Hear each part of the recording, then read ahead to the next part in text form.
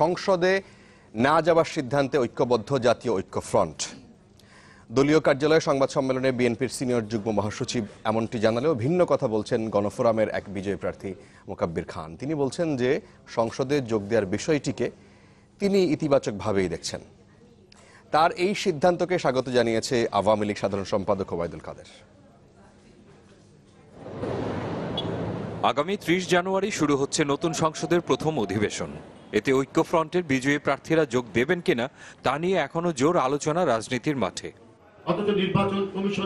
সকালে নয়াপল্টনের কেন্দ্রীয় কার্যালয়ে এক সংবাদ সম্মেলনে বিএনপির সিনিয়র যুগ্ম মহাসচিব জানান, সংসদে যোগ না দেওয়ার সিদ্ধান্তে ঐক্যবদ্ধ ঐক্যফ্রন্ট।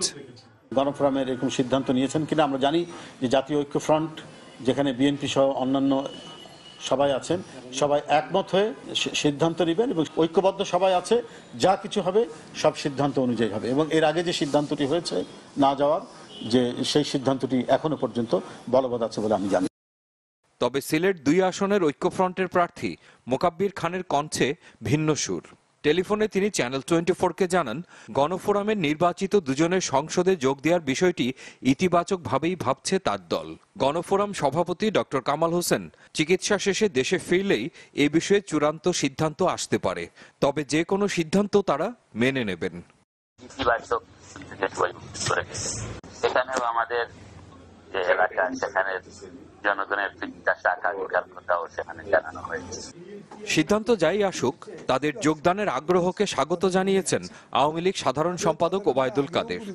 তারা শপথ নেবেন এমনটাই তো খবর বেরিয়েছে, তো স্বাগত। তারা আসলে আমরা অবশ্যই স্বাগত জানাবো। বিরোধী কণ্ঠ যতই সোচ্চার হবে, ততই গণতন্ত্র শক্তিশালী হবে। তবে ঐক্যফ্রন্ট নেতাদের গণভবনে প্রধানমন্ত্রীর চা চক্রে না যাওয়ার সিদ্ধান্তের সমালোচনা করেন আওয়ামী লীগের সাধারণ সম্পাদক।